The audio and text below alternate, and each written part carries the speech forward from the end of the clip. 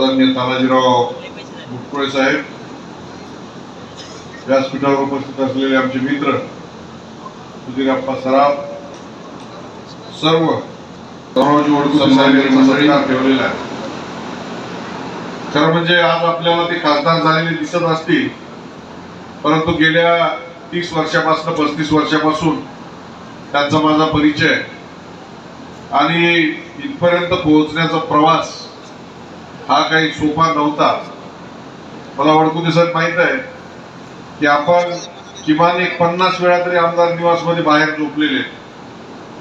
बाहेरचा जो वरांडा आहे त्याच्यामध्ये ते आणि मी 1995 ते 99 2000च्या दरम्यान मी एक कार्यकर्ता होतो. त्यावेळेस किमान 50 वेळा बाहेर झोपले. त्यांना त्यांच्या कामाचा गौरव करून त्यांना आदरणीय पवार साहेबांनी विधान परिषदेवर घेतलं. परंतु काही मतभेद झाल्यानंतर त्यांनी राजीनामा दिला आणि राजीनामा दिल्यानंतर मला वाटतं मधला 5-7 वर्षाचा काळ गेला. किती वर्षाचा? 6 वर्षाचा. सगळे लोक म्हणायला लागले की बाबा तुमची फसवणूक झाली, आता तुमचं काही खरं नाही, तुम्हाला शब्द दिला आणि आता तुम्हाला असंच लाईनला लावून ठेवलेलं आहे. अनेकदा त्यांना निराशाही यायची, परंतु काम करणं त्यांनी सोडलेलं नाही. कामामध्ये सातत्य ठेवलं.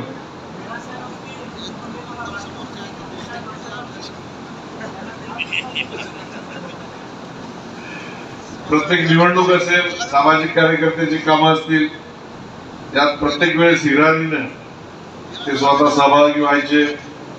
मुंबईत काम असलं त्या कार्यकर्त्यांकडे जायचे आणि शेवटी पक्षानं सबरका फल मंत्रिपदाचा, पण मंत्रिपद अजून काही मिळालेलं नाही.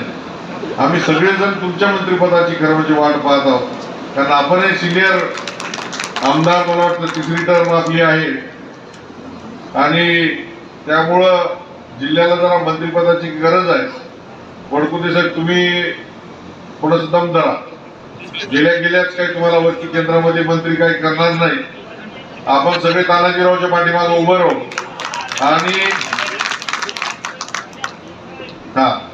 आपण सगळे मिळून जर एका जीवानं मागणी केली तर 100% जिल्ह्याला मंत्रिपद मिळू शकते. कारण आपला जिल्हा ना उद्योग जिल्हा म्हणतो, सिंचनाचा अनुशेष आहे, नोकऱ्यांचा, शिक्षणाचा, सर्व गोष्टीचा अनुशेष आहे. परंतु युतीचं सरकार आल्यानंतर बऱ्यापैकी चांगलं काम झालेलं आहे. तानाजीरावने अनेक कॉन्क्रीट रस्ते असतील, आपल्या तळ्याचं सुशोभीकरण असेल, अनेक कामं चांगले केले. मी खासदार असताना पूर्णेवरचे बॅरेजेस असतील, पेनगंगेवरचे बॅरेजेस असतील, त्या कामांना मंजुरी माननीय एकनाथ शिंदे साहेबांनी दिली.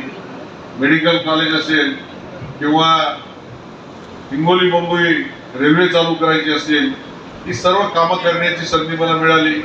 आणि सगळ्यात महत्वाचं काम म्हणजे 850 कोटी रुपये खर्च करून आपलं हळद संशोधन केंद्र बाळासाहेबांच्या नावानं आहे ते उभं राहत आहे. चांगलं काम तिथं चाललेलं आहे आणि त्या निमित्तानं एका जगाच्या नकाशावर हिंगोली जिल्हा आज हळद पिकवणारा जगात सगळ्यात नंबर 1चा जिल्हा म्हणून नावारूपाला आलेला आहे. दुसरं महत्वाचं काम माननीय नरेंद्र मोदी साहेबांनी खासदार असताना जी मंजुरी दिली आणि 2600 कोटी रुपये दिले, ते नासाचं लिगो जी प्रयोगशाळा आहे त्याला 2600 कोटी रुपये हे नरेंद्र मोदी साहेबांना दिले. आणि त्याच्याही निविदा माझी खासदारकी संपल्यानंतर त्याच्या निविदा झाल्या. LNT सारख्या मोठ्या कंपनीला ते काम मिळालेलं आहे आणि त्या निमित्तानं जगाच्या नकाशावर हिंगोली जिल्हा आपला औंढा तालुका येत आहे. आता वडकुते साहेब, एक काम राहिले, म्हणजे माझी इच्छा होती, जे काय आपलं येलदरी सिद्धेश्वरचं पाणी आहे ते थोडं शेनगाव तालुक्यात आणि हिंगोली तालुक्यामध्ये आलं पाहिजे. ते गयातूला जोडायचं जे काय काम होतं त्याच्यासाठी पत्र मी त्यावेळेसचे तिरुमनवार, संतोष तिरुमनवार आपली जी ईडी आहेत त्यांना दिलंय. मंत्र्यांची एंडोर्समेंट असलेले पत्र आहेत, त्यांनी ऑर्डर पण काढलेली आहे. परंतु काम काही ते पुढे जात नाही. आपण जर आपल्या खासदारकीच्या काळामध्ये हे जर काम केलं आणि त्या येलदरीचं पाणी आपल्या गयातूला जर जोडलं तर सेनगाव आणि हिंगोली तालुक्यामध्ये जे सिंचनाचा अनुशेष आहे, जे कोरडवाहू करणारे शेतकरी आहेत, या लोकांना निश्चित या पाण्याचा लाभ मिळेल. आपण चिवट कार्यकर्ते आहात, चिकट कार्यकर्ते आहेत. एखादी गोष्ट मनात घेतल्यानंतर आपण सोडत नाही याची जाणीव मला आहे. आज पक्षानं वेगळ्या अपेक्षा ठेवून आज तुम्हाला एवढं मोठं पद दिलेलं आहे.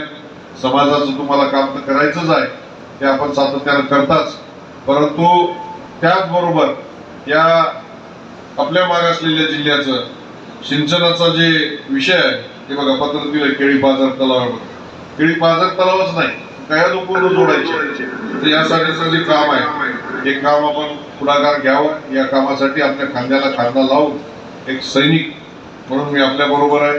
आज सुधीर आप्पा आलेले आहेत, सगळे सर्व पक्षाचे लोक आलेले आहेत. कारण तुमचा स्वभाव हा अजात शत्रू असा स्वभाव. तुम्ही काही कधी कोणाचा द्वेष केला नाही, कोणाचं राजकारण करून त्याचा पाय खाली घेतायचं, त्याला वरी पाठवायचं, त्याच्या पुढं पुढं करायचं असं तुम्ही कधी केलं.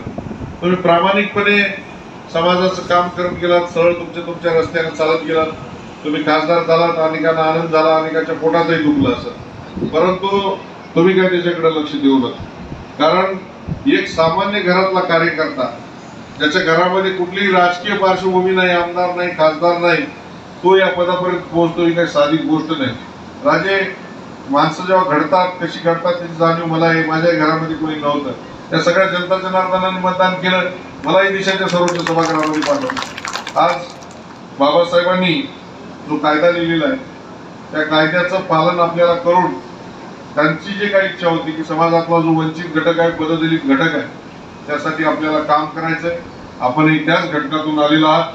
निश्चित त्यांना असणारा संघर्ष, त्यांना असणाऱ्या अडचणी याची जाणीव आयुष्यामध्ये आपण भोगलेली आहे आणि त्याचा त्रासही तुम्हाला मोठ्या प्रमाणामध्ये झालेला आहे. आता आपण खासदार म्हणून वरच्या सभागृहात आहेत. 6 वर्ष तुम्ही आता बिनगोर आहेत.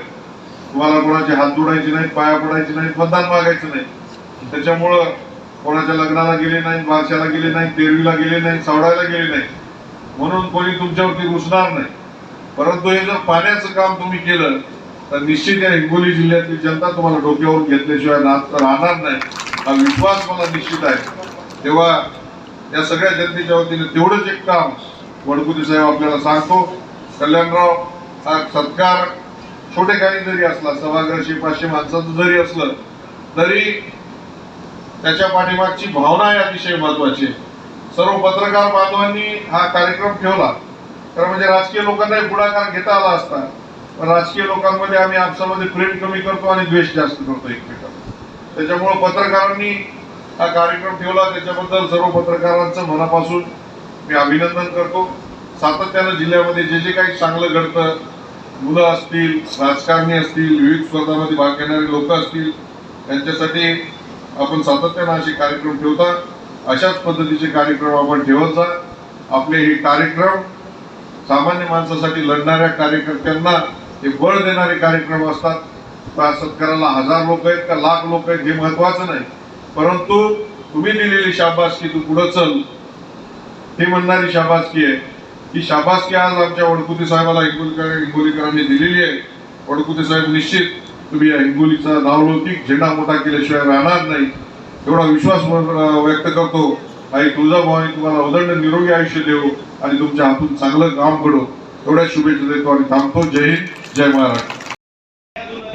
हे आमचा श्वास आहे हिंगोली जिल्ह्याचा आणि ते आमचे अश्रू आहेत, ते अश्रू आमचे आटत आहेत. त्या नदीला ताज़ा अपडेट पाने के लिए हमारे चैनल को सब्सक्राइब करें, लाइक करें, शेयर करें और बेल आइकन को भी प्रेस करें.